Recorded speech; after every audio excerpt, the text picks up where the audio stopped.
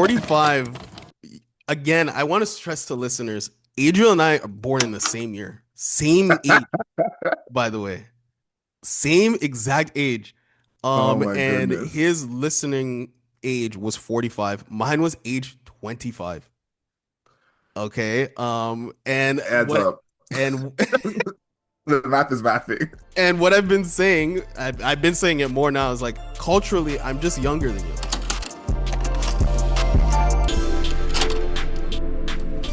Welcome back. This is Soundbites, a part of the Album World podcast where we're talking about the music, the culture, the internet, and how those three things intertwine to create the music culture that we have today. This episode is one of the episodes I've been looking forward to since November, where we're talking about artists that you need to know going forward, artists popping off 2025. And I have been looking forward to this because personally, people are always asking me all the time, Démar, who's your latest favorite artist? Who do you think is going to be big in the future? Who do you think is hot right now?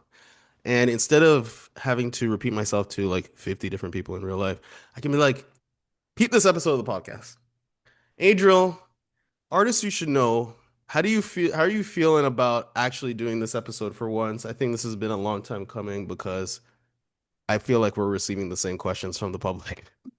I like that little flex that you put of like 50 people asking you the same question. Like we get it, Demar's, booked and busy on and popping. So I'm happy to hear that you're popping. But I'm excited for this episode because I think you're right. A lot of people are asking us separately, sometimes together, who should we be aware of? Who do we need to know coming into 2026? Who do we need to know for 2025? And I think this list in particular, I want to give some qualifiers for what this list is. Okay, this is not just like our favorite new artist. Okay, that's a separate podcast. Okay, we have some artists we like.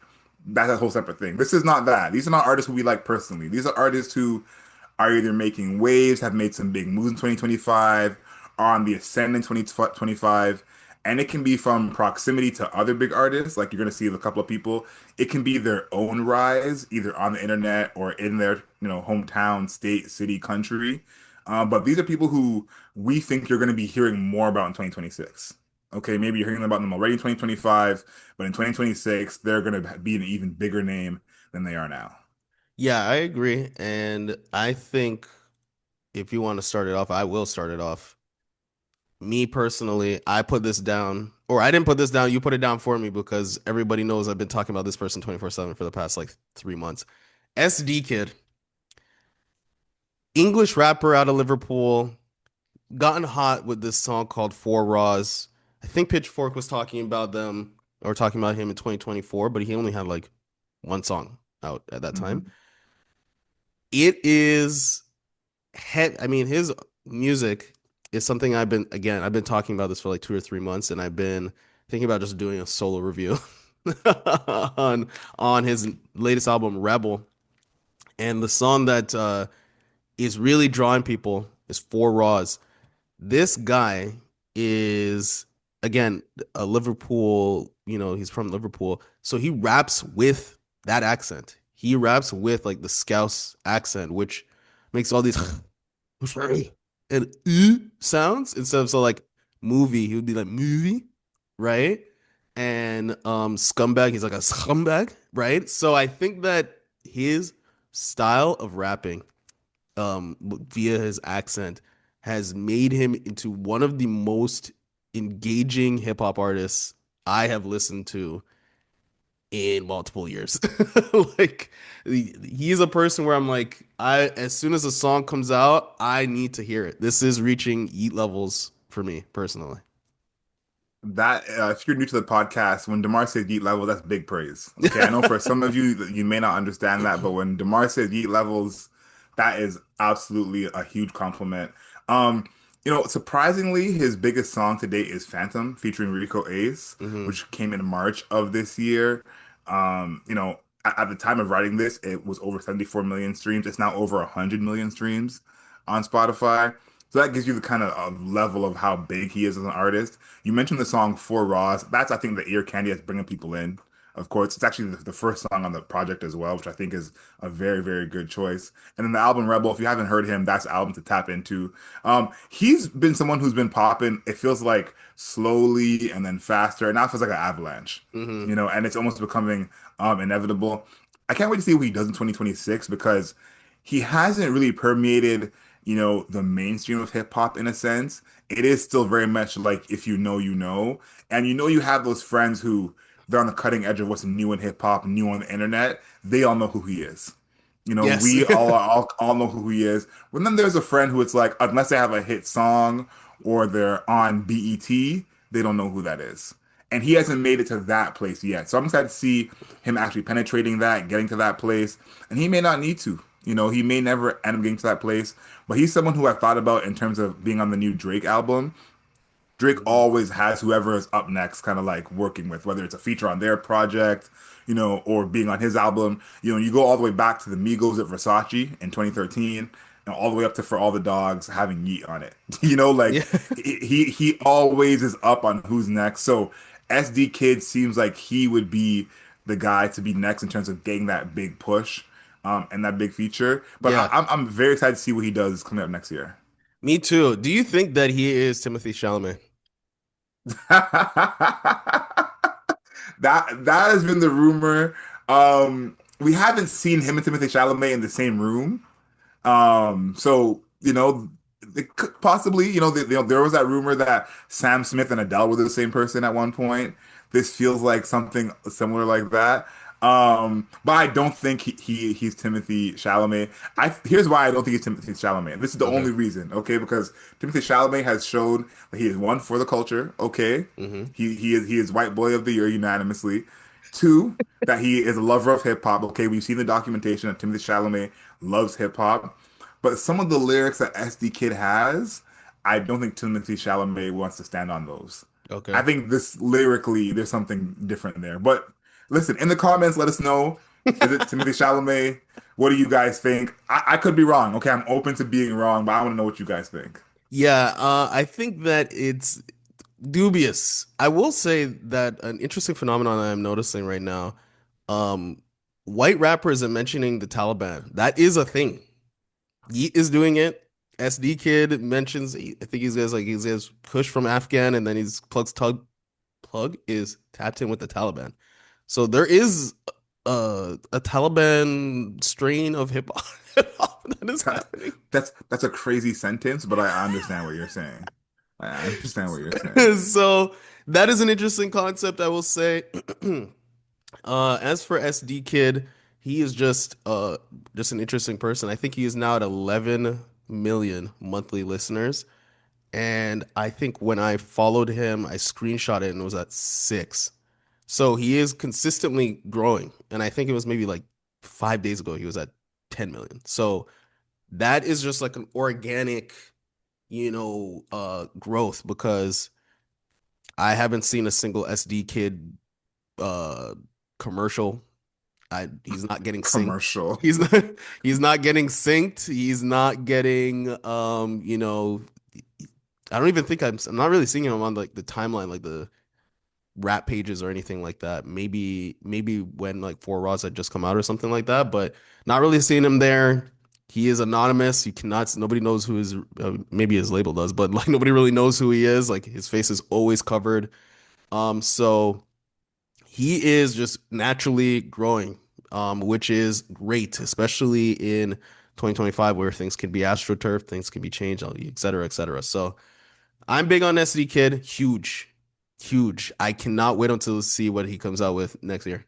Before we move on to the next person, I thought about this recently, and I thought, will this be his peak? Will he be one of Mm. those artists who's of the internet age, SoundCloud in the past, where it's like their first stuff where they get popping is the peak and it never gets that good again. And it's like not just the music itself, but the hype of, we may see his face in the future. Will that ruin the mystique of the music? Will he do interviews more where we get to know him and we're like, oh, we don't like him as much. I think about someone like Young Thug where it feels like he's completely fallen off to a lot of people. He's not the same person he was Mhm. early in his career. But we know Young Thug is more accessible now. We've heard him speak way more often. We know way more about him. We know about his life. And so that's what I think about artists like SD Kid is we know so little. That's part of the allure, And as time Mhm. goes on and we learn more about him, he becomes more accessible. Will that change how we feel about him? Because I do think if we saw his face, because I've seen his face, I think if you showed his face and made this music, it wouldn't go together. Oh, I think him covering his face is part of why this music lands the way it does. Similar to when Yeet came out. I think those two things do go together. So I wonder, will this be the peak? I hope I'm wrong, but I just thought about that a little bit. But let's go on to the next one. right. So the next one that we have. Do you want to go next? You can pick your next person instead of my next person. Listen, I would count SDK as one of my people. Okay, I What? don't I don't want you No, putting that out there. He's one of my people too. Okay. whatever. No, listen, I'm not in love with him the way you are. Okay, Yeah, I'm less fan and more critic, with SD Kid, or yeah, less fan, more critic with SD Kid. But still, I was put him on this list. He was the first person I wrote on this list. Okay, he yeah. was on here before anyone else was on this list. Next one for me, I think, is Wait, gonna be Odeal. Oh, go one ahead, go more ahead. thing about SDK. This is just like a guess to help people. It's like if you mixed Uzi with like a little bit of Future, because he does whistle in his music, and that's a very much a Future thing. Shout out to Future, his influence, whistling on music being like a real thing in hip hop now. But yeah, so Uzi, the production is very Uzi Rage, like a little bit of Playboi Carti, but he's definitely rapping.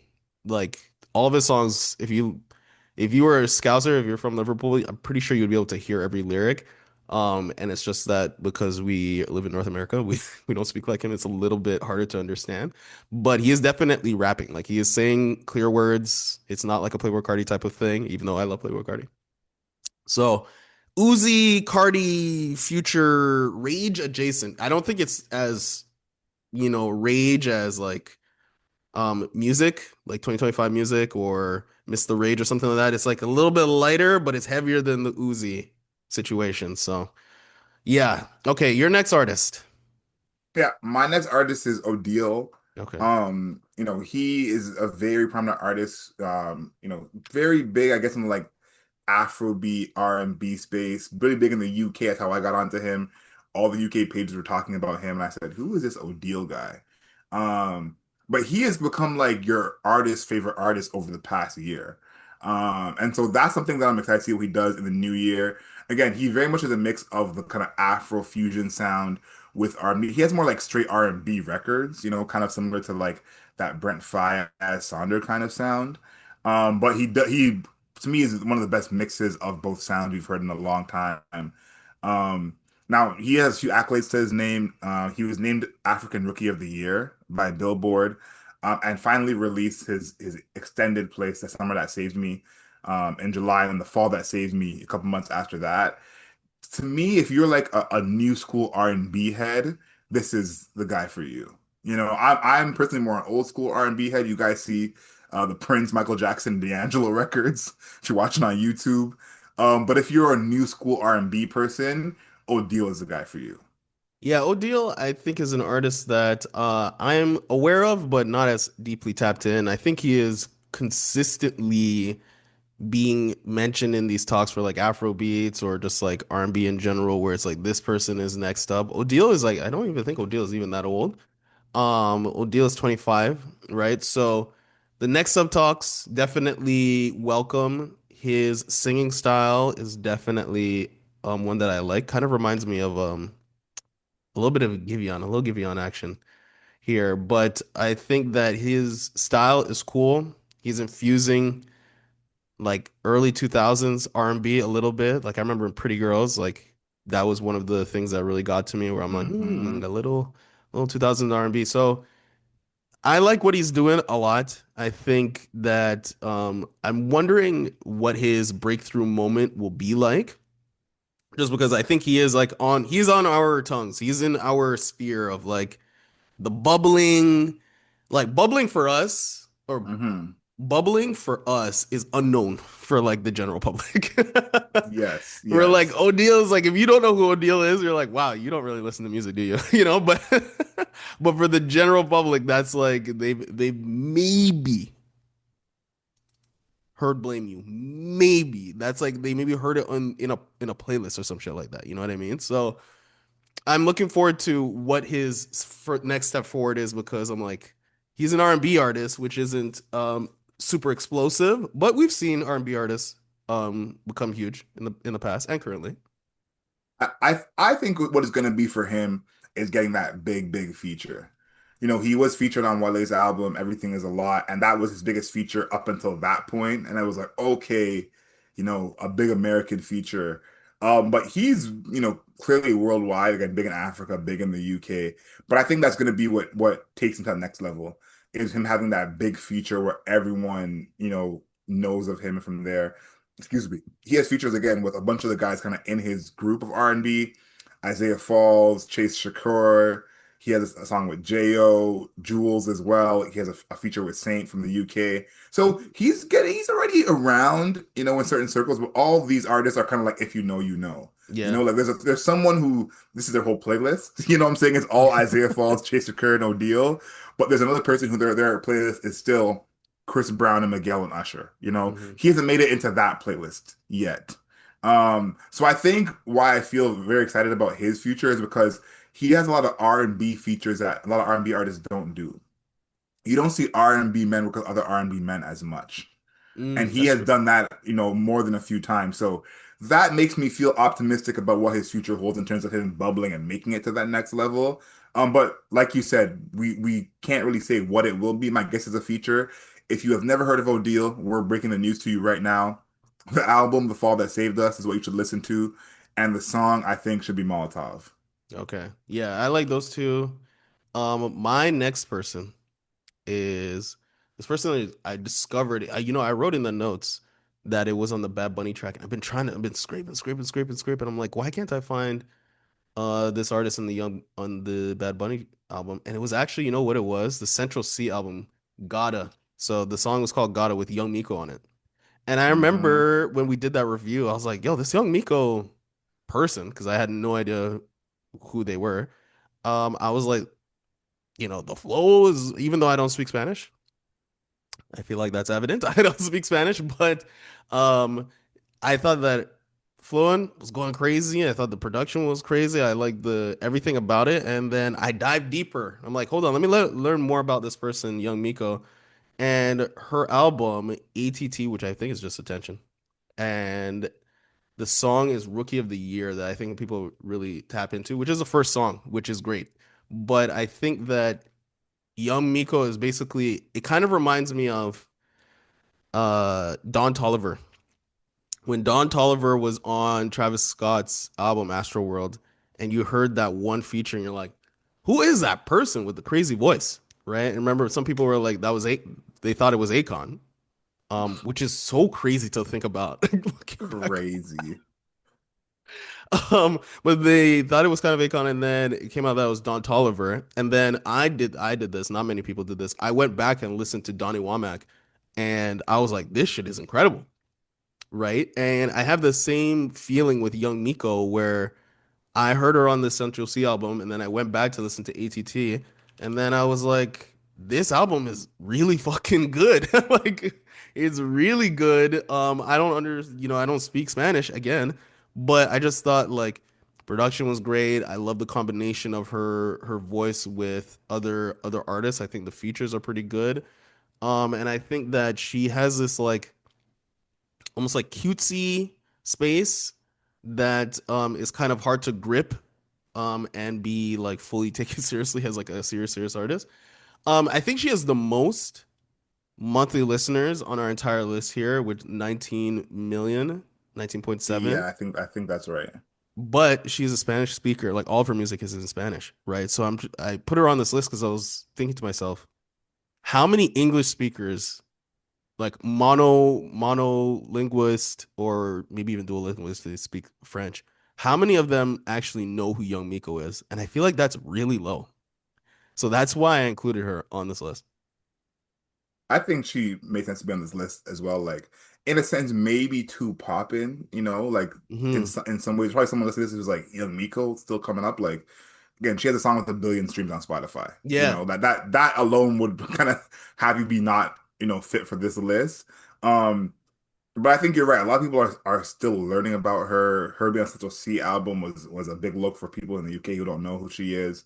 But you brought up that album ATT, which I agree is the album I think you should go listen to if you are trying to, tap into Young Miko. Mhm. So I went back and I said, what Young Miko songs do I have on here? And I have Young Miko songs saved from 2023. And I said, Wow. okay, Adriel, go off. Okay. So I'm like, pat myself on the back. Adriel's young and hip today. So, that's a testament to the music. Okay. Even if you don't understand the language, the music is of that quality. Now, here's the thing. I don't know what will happen in 2026 to have young Miko cross over to the mainstream in the way that we're talking about Odeal or Esdeekid. Excuse me. Right. I can't forecast that. But I think the music is good enough. And that's why I think she deserves to be on this list.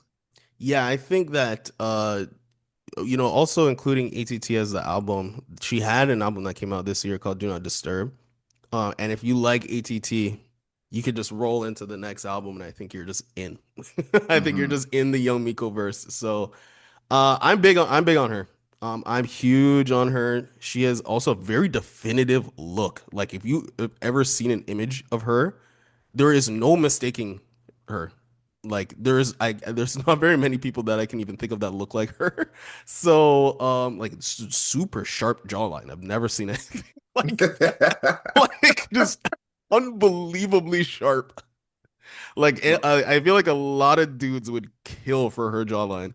But she is a Hilarious. phenomenal artist, phenomenal artist, and I'm looking forward to all of her work in the future, even though I don't speak Spanish. So she is broken through for me.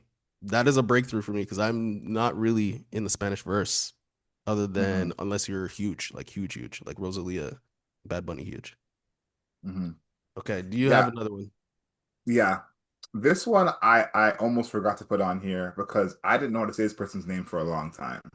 When people would mention this person in real life, I'd be like, "Who are you talking about?" And then they would spell it out for me, and I would go, "Oh, I know who that is." That, of course, is K1. She went viral a couple times for some of her songs, on TikTok. She changed her name to actually mean KWN because she was getting mistaken for the drill rapper K1, which completely understandable. Um, but she's had quite the year of like where she's, I think, is solidified in R&B in the new school. Like whenever she drops next, people will be checking for it.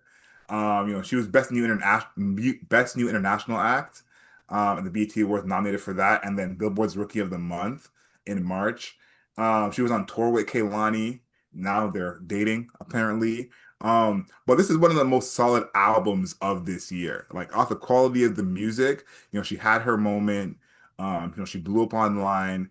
Everyone really liked her look and kind of her swag. And then the album that followed absolutely ate. Like when I think of two of the best kind of new school R&B albums of this year, I think of her and Destin Conrad. Hmm. And those two albums, just front to back, were just like, okay, this is what a body of work is supposed to sound like. So if you're new to K1, with all due respect, is the name of the album. So go and check that one out. And then one of my favorite songs on that album. There's a bunch of songs that did pretty well, but "Do What I Say" is the one that I think of when I think of "With All Due Respect." Okay.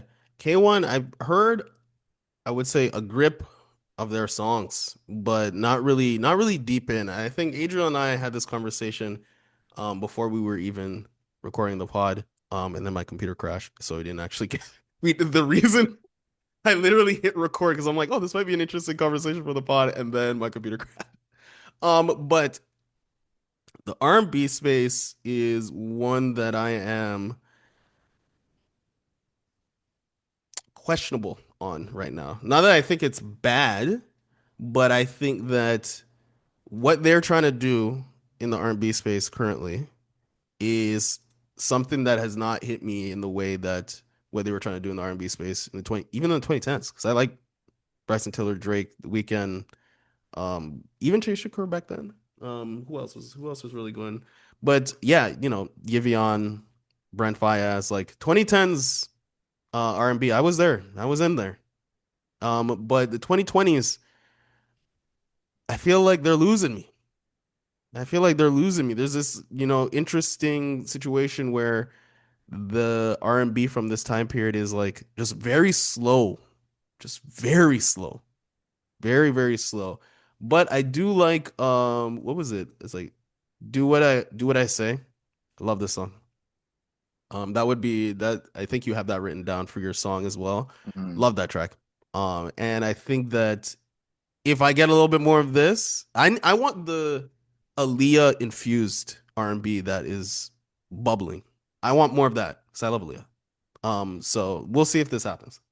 I'm with you on the 2020s of R&B. We talked about it a little bit last week on the Summer Walker review Hmm. of, we can recognize the talent and kind of the level these artists are getting to, but there's very few artists of the 2020s in R&B that we feel as attached to in the same way.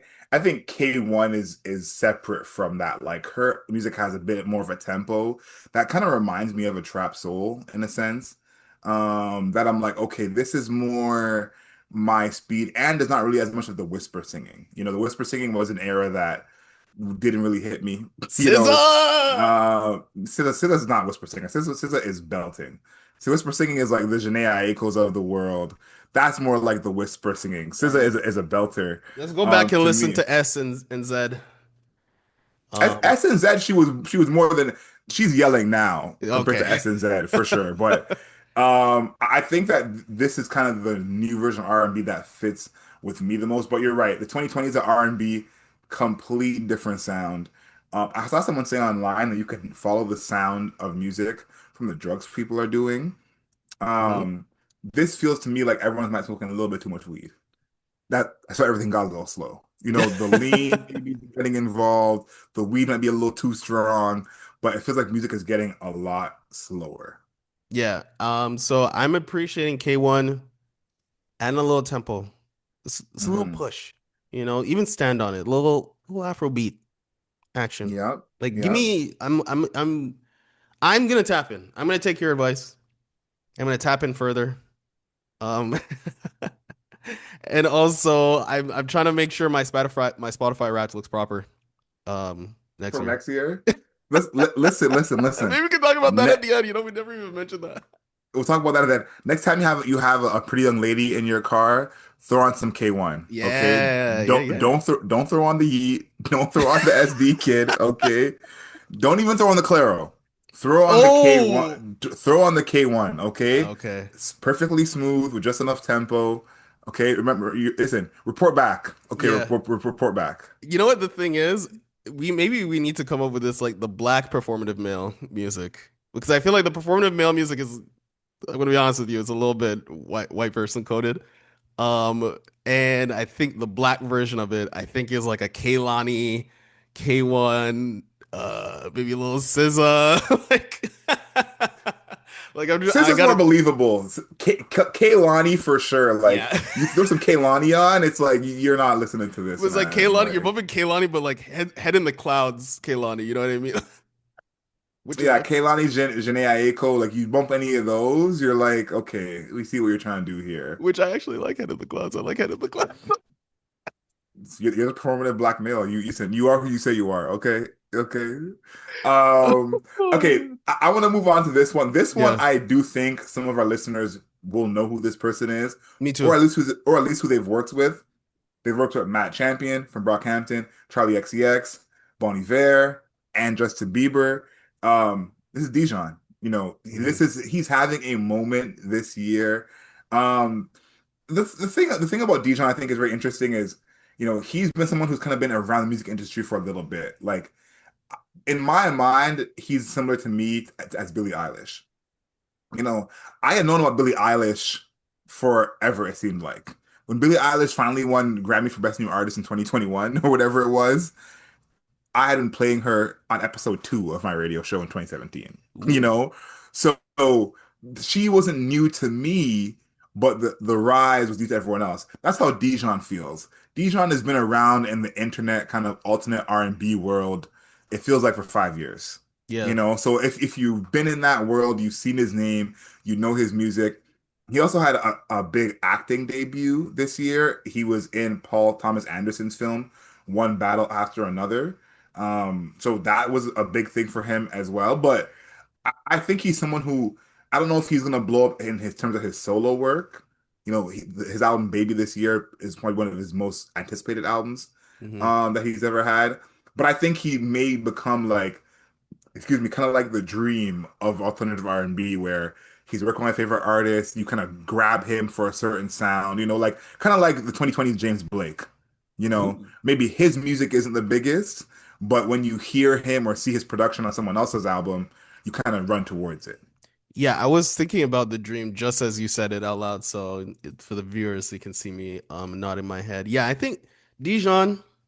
First of all, the Kehlani mixtape I was talking about was Cloud 19, not In the Clouds. Cloud 19. See, I gotta make sure I'm double checking. But Dijon is. I'm gonna be honest with you, and the listeners here. I don't get it. I don't see what you guys see in him. When it comes to his solo work, I think when he works with other people, those songs tend to come out incredibly. Like he is definitely a super songwriter and also somebody that I would want featured on my work. But solo, I'm just like I don't get it. I don't get it. Like I can see why a person likes Dijon's music, but I'm not seeing or hearing what everybody else is hearing in like this is so amazing and it's gonna it's changed it'll change this and change that and I need to get this guy as my songwriter. Obviously it's working for the people that get him as a songwriter or as a feature. Like it's working. But I'm not hearing what everybody else is hearing on the solo work. I'm just not hearing it. I'm like, I'm not hearing what everybody else is hearing on the solo work where like, I need this guy on my album. Like it's working, but I'm like, I don't see it. I don't see what everybody else is seeing. And this is must be how people feel about Yeet or Playboi Carti or Esdeekid or something like that. And they're on the other end of the spectrum. They're just like, yeah, it's cool, but like what? I don't get it. Like I don't get it. Yeah, I think that there's a part of this that feels performative in terms of his fandom, I will say. Even though again, I've always liked his music, I do feel like this rush to be a Dijon fan, something doesn't feel, Doesn't feel something feels a little bit, authentic. yeah, something feels a little bit off about it. Maybe I'm wrong. Dijon fans in the comments, let me know. Please. Like, am I tripping? Um, but I do think he's one of those artists where, and this is a very much a like, I think 2018 and beyond thing with a lot of artists where some artists, I call them like, a third percent artists or 30% artists. Mhm. One out of three songs is really good. And maybe that one out of three songs is like ear candy for you and you love that song. And then the two songs that are like mediocre, you just pretend don't exist, you know? And so the three songs that you love out of the nine stay in your head and you're like, oh, this guy's amazing. And he feels like one of those to me personally of like, some songs I don't care for will never go back to, forget I even heard it. And then some songs I'm like, put this in every playlist, you know?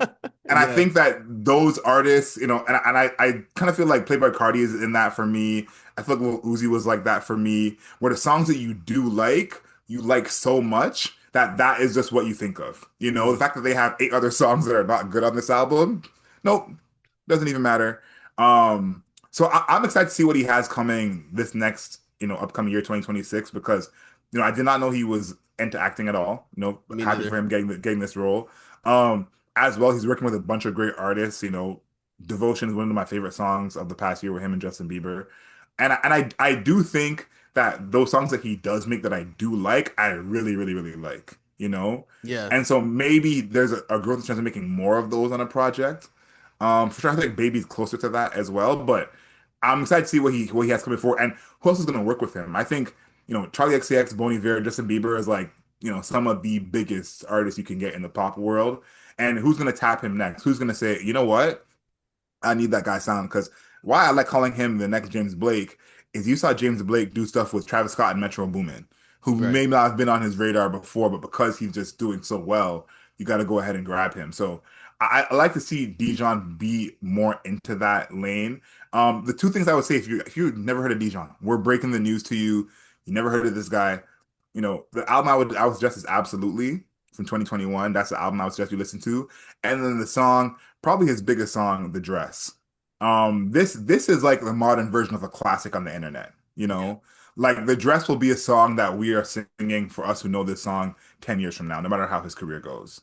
I So agree. the dress is the song, and the album is absolutely. Yeah, I think I do like a couple of songs on sorry, that are Yamaha and Another Baby. And when I listen to those tracks, I'm like, those are the to songs where I'm like, I kind of get it. Where I'm like, there's a little Janet Jackson element happening to his music. I was like, okay, maybe people just are starving for some Janet. No, maybe they're looking Mm. for some Janet. I don't know. That's where it's getting me. Otherwise, I'm like, it's okay. Like it's okay. But for everybody else, it's the juice. And for the other artists in the industry, he's heavily respected, like heavily, Hmm. heavily. So we might be looking at the dream situation, like you mentioned. I think the dream, James Blake. I'm trying to think of those other artists where like they're more songwriter, and then their solo work is kind of like it's kind of like the petri dish that everybody else goes they turn to try and find something new. That's what is happening, I think, with him. Okay. So my next one, I am actually going to I'm gonna break what we said at the beginning here, and I'm gonna mention this artist. Rebecca Black. I think that people need to Yeah, Rebecca Black. I'm coming back. I'm saying it. Rebecca Black is obviously we know Rebecca Black because of Friday. One of the I wouldn't say one of the more infamous songs from the 2010s. Like infamous.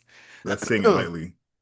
But she has come back and she is like a DJ now, like a full blown again respected DJ.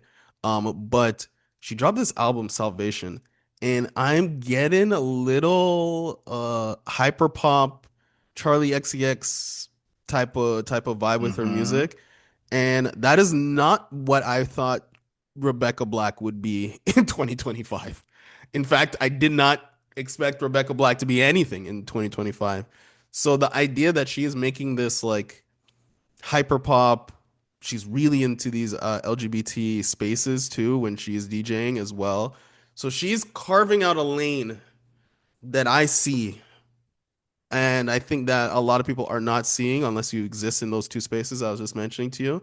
So I just want to bring her up because first of all, she has the least amount of monthly listeners, despite being the most famous, I think, of the people that we're talking about on this list. Like, I think she's Hmm. technically the most famous. Like, if you said Rebecca Black, most people would know Yes. what we're talking about, but her music is the least famous. Um, I think, I don't know, I think Salvation is good. I think the sets that she does, if she's DJing, are really good.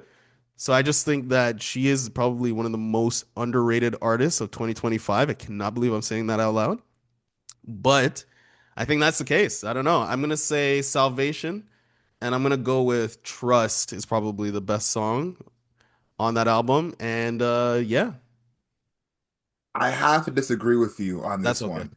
And not because the music isn't good, but I don't think she will break into the consciousness of the casual fan. Because this is not her first time doing this. Hmm. You know, she put out an album in 2023, Let Her Burn, where that album was also decent. And I remember talking about that album when that came out of being like, Rebecca Black is actually like making decent music. You know, it kind of reminds me of what Designer's doing now, where now Designer is a lyrical rapper. That sounds pretty good when he sounded like Future for the first 5 years of his career. So my that's my only disagreement is not that it's not good, not that she's not worthy, but I just don't think she'll break into the consciousness. I think it's been enough years of her actually making the different kind of music that she's been making, and it seems like nobody cares. Oh, She's created this small fan base, and this album, to be fair, is more popping than the last one.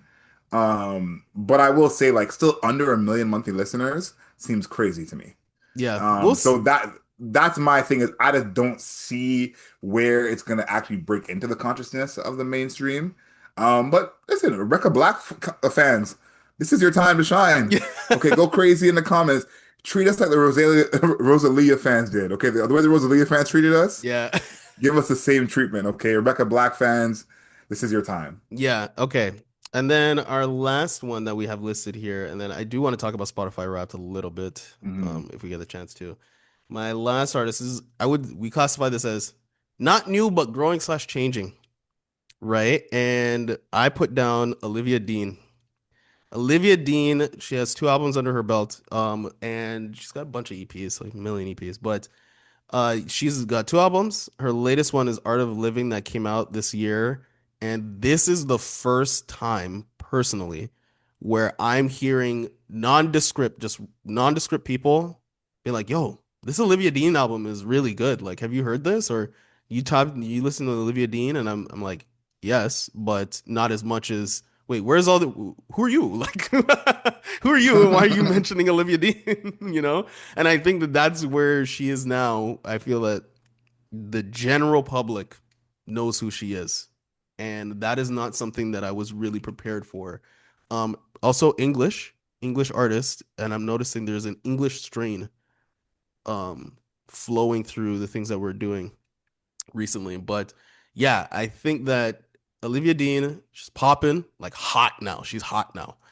Selling out stuff.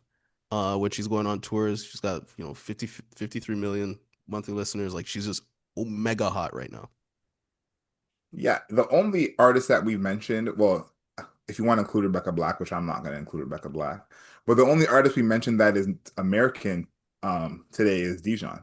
Yeah. Every other artist we mentioned is outside of America. So I think, listen, we've been saying this for how many years in this podcast?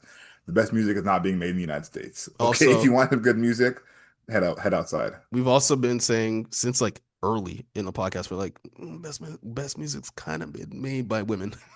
Like women kind of making the best music. Women make the best music and out of Yeah. the UK.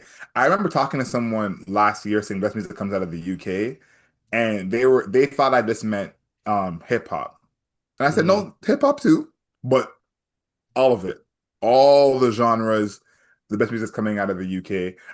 Olivia Dean was perfect for this section we have of not new but growing slash changing because she's not new at all. She's nominated for Best New Artist at the Grammys 2026. Hmm. Not new at all. She has I want to say seven albums under her belt, eight albums under her belt, or eight projects Projects, yeah, yeah. under her belt. Yeah. So this is someone where it's like they've been around for a while, people have known who they are, but this is they're getting their big break. And this is kind of what I've been preaching to artists, in my life in the music industry of we live in a time where an album being good can actually change your life. And a lot of this list is that. I would say specifically K1, Esdeekid, and Olivia Dean is where they had this one body of work that was so good, everything changed you Yeah. know, and looking for that hit single or that big feature isn't the way anymore. So I think, this is a testament. This is album mode. We talk about albums, but there's people on this list who had one good album that just really changed the whole way they were viewed. Yeah, and Olivia Dean is definitely one of those people. Her music videos are also fun. They have like a Hmm. whimsy, kind of like old school 1960s type of element to it. It's like very theatrical. Yep. Yeah, very theatrical. So yeah, she's a fun artist. I think her music, like I like her album a lot, the Art of Loving. I like it a lot, but I'm gonna be honest with you. It not hitting like, for example, I like her album a lot, and I like Rebel by Esdeekid a lot. Not hitting, it's not hitting the same pleasure points as Esdeekid is. You don't But have Olivia Dean in your Spotify raps? unfortunately, no. Unfortunately, no. And I think that she is. I don't. I think every single fucking song of hers is getting synced. Like I can tell you that right now. Every 100%. fucking song is getting synced. And yeah, she's just on a different wavelength. Like I think I followed her on Instagram this weekend, and I'm not joking. Immediately after I followed her, and then I went back to like the Reels tab on Instagram, it changed dramatically. Like so dramatically, like it wasn't even it was almost unrecognizable how dramatically it changed. So she is definitely in a demo space that is different from mine. Young black man here in North America, I feel like that is different than 20, like she's from London. She's also biracial. Hmm. And she's doing neo soul in England. So that demo is just different. And I went to her Instagram account and looked at the following, like people, you can see people who you follow that are also following somebody else. And there was not a single man on that list. That is so funny. There was I, not I, a single, not even you. well, I don't follow anyone on Instagram that I don't know, Mm. but not gonna rage bait me. I see some men on the list that I follow. So maybe that's just your circle. You got some misogynists in your circle. Oh, Maybe maybe. that's just what it is. I do want to talk about Spotify Rap though, because obviously Leave didn't make any of our Spotify Raps. But I No. thought Spotify Raps was very interesting this year because they added these new sections of like what day you listen to something a lot, the biggest albums of the year. Is there any part of your Spotify Rap that surprised you the most? That you saw it and you were like, really? This? Like anything like that on your Spotify Wrapped? I think the fact that Drake is still tops on my list is a little bit crazy. I didn't really think that I listened to that much Drake, and I feel like everybody says that about Drake. They're like, I don't really feel like I listen to Drake that much. And then, you go into your playlists and then you realize he either is like the first artist or the feature artist on like 50% of the shit that you have on your playlist. Like I have the yacht rap playlist, which 91 saves, by the way. People are people are actually saving that playlist. Um, but I have the yacht rap playlist, and then I looked at the first song is Gold Roses, right? That's Rick Ross and Drake, and then Aston Martin music is Rick Ross, and then Drake, and then Jodeci Freestyle, Paris Morton music, Sandra's Rose, and then like just like keep going through and through and through, and then you get to the bottom, it's like Fancy, still Drake. So his longevity is now coming into being important to him being on top. I think that his ability to have lived that long, and also he's making pop rap, right? So it can still be played. Fancies is that's from the second album. First That's album. yeah, or the first album, right? Second Yeah. project or whatever. The second mainstream, because obviously there I was was I was gonna I say I know was gonna exactly. say The second mainstream project. first album, first Right. album. That's forever ago. That was in 2010. 11? Yeah, 2010, yeah. Yeah, so the longevity is now a factor because that is something that is just popping over on this playlist. I listen to this playlist all summer. So that's where I think his plays are coming from. But yeah, so the Drake at number one, it's hurt. I feel like it's hurt my brand a little bit, not gonna lie to you. Well, here's the thing. Drake was my number one as well, which I completely did not understand. I was as surprised as anybody else. But I think what Spotify Wrapped is teaching us is kind of the dominance of Drake. And I said this a bunch of months ago on the pod of Drake is actually the new Michael Jackson.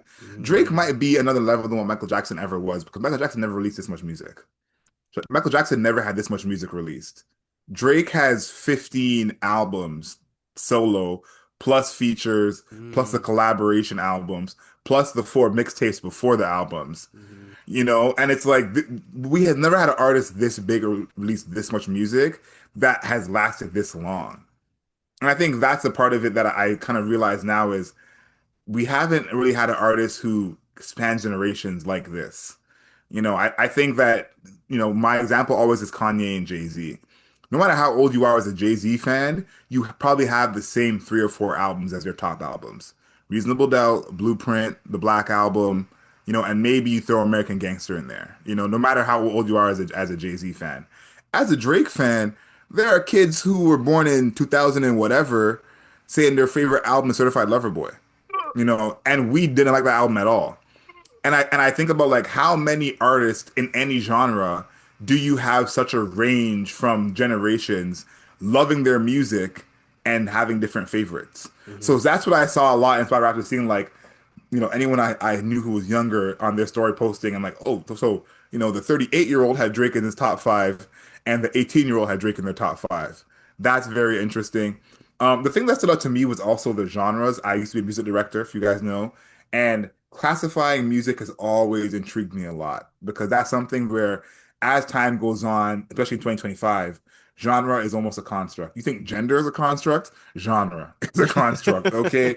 And how Spotify classified the genre. So my top five, going from five to one, was five oldies, mm, four pop, three contemporary gospel, two alternative R&B, and one pop rap. This guy, And this guy has uh, gospel and oldies in the top five. Yo, that's what it is, man. what was your listening age on Spotify? 45. Unk. That is the strongest unk indicator that I've ever heard this year. Well, before I even talk about the oldies and the contemporary gospel, when I worked at TIFF this past year, my team was calling me grandpapa. And Oh. they were kind of saying like, like you're saying, the unk energy, I Mhm. have my tote bag that says Jesus on it. I'm always drinking my tea. So they were calling me grandpapa, even people who are older than me, right? This is what they've been saying. And so when my Spotify age was 45, it was like not quite grandpappy, but still uncle. Yeah. And I said, you know what? That's an upgrade, I guess. So I'll take it. Unk is better than grandpa. Yeah. 45. Again, I want to stress to listeners, Adriel and I are born in the same year. Same age, by the way. Same exact age. Oh my And goodness. his listening age was 45. Mine was age 25. Okay. Adds up. And The math is mathing. and what I've been saying, I've been saying it more now, is like culturally, I'm just younger than you. Like I think I genuinely think I am. I think what there was some sort of divide that happened where I became more Gen Z because we're Zillennials, right? Mm. I became more Gen Z and you went more elder millennial. And yeah, and I think it's being reflected in the Spotify raps because I still talk to people. Well, first of all, I still have friends that are in their 20s, and I feel like that is helping. And my cousin, shout out Simone, who is like 21. Um, Mhm. I talked to her about music. She's a music head. So I'm just constantly being pulled in that direction. That's why I'm still talking about Yeet Esdeekid. Like, how many people our age is really tapped into Esdeekid? I don't think that's really a thing. No, not that many. And I think as part of it, listen, at one point, maybe next year, we got to find that picture of you when you were 17. Hmm. Once I saw that picture of you when you were 17, I was like, yeah, we're two different ages. Because the picture of you when 17, you look like you're 12. you know so it really really adds up. I think one thing that I like about the whole age thing that Spotify's done is I wasn't the oldest. Like my friend Brittany, who her age was Oh, 93. Brittany, sorry for snitching. I know that 93. was Did you just say 93 out loud? 93. I had friends who were 86. um so Oh. I wasn't that old comparatively. I had friends in the 60s, like our friend Anthony, friend of the show. Mhm. He was, I think, 67 was his listening age. So I think, I like that they had that in there of like how much of the oldies do you listen to. I also just like the genre of just calling it the oldies is like what years are those? Because at this point they tell me that 2005 are throwbacks. So what are the oldies? Like what year are those? Now, to be fair, I do listen to a lot of the Spinners, Marvin Gaye, Teddy Pendergrass, like that's a lot of what I listen to. So maybe that's the oldies Hmm. that they're referring to. And then I like having the days release to stuff the most. Those are pretty cool. And this is something that I've mentioned before on the podcast, but I'll mention again.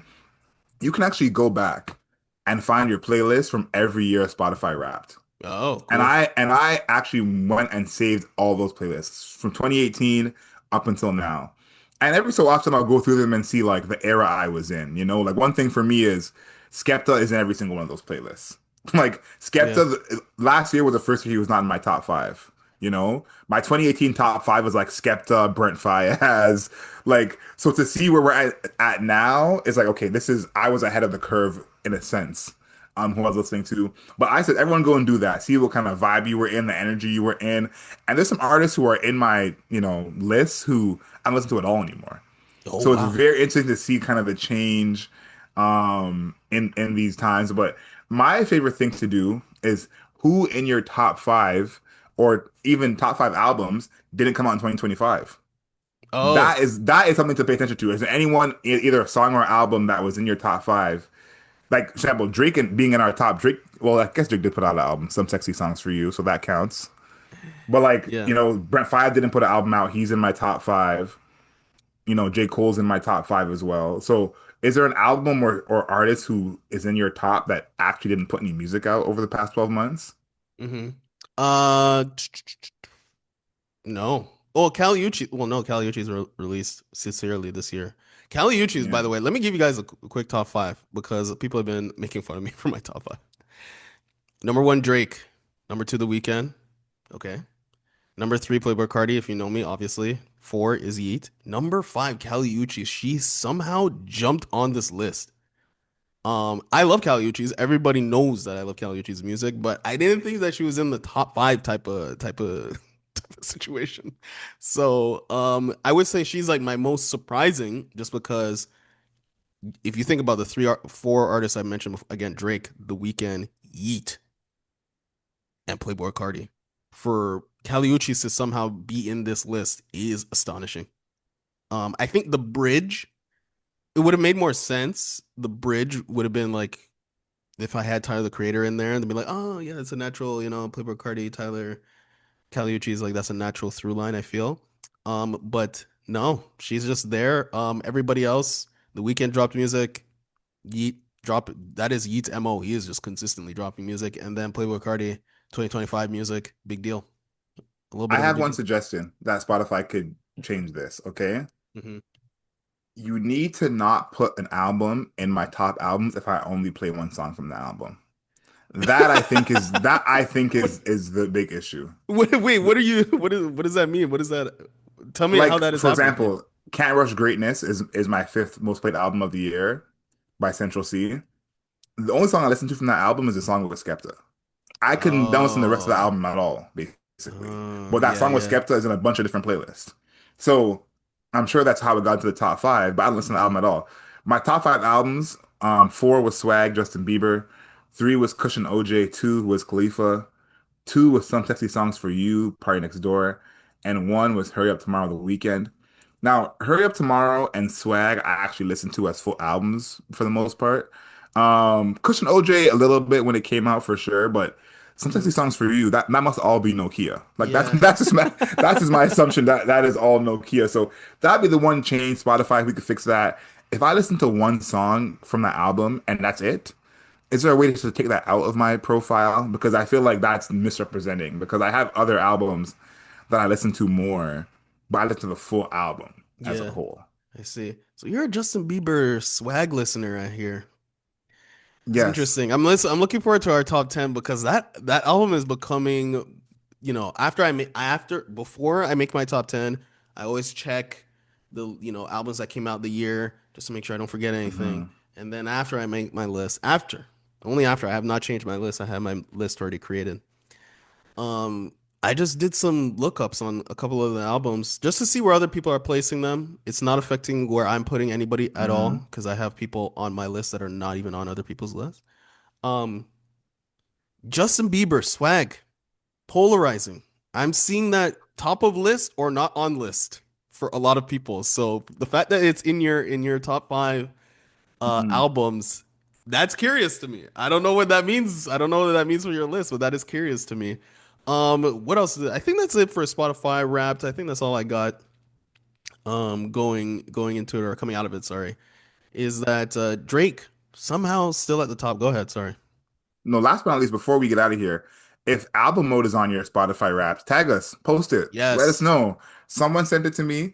Big shout out to Kate for sending it to me, but I have a feeling we're on more Spotify Wrapped than we're aware of. Okay, so if we're on your Spotify Wrapped, your top five podcasts, post it, tag it, send it to us, DM us, Album Mode Pod on Instagram, Album Mode Pod on TikTok, Album Mode on YouTube. If you watch us on YouTube, like this video, hit the like button, subscribe to us, leave us a comment, of course. And until next time, know yourself, know your worth. Later days.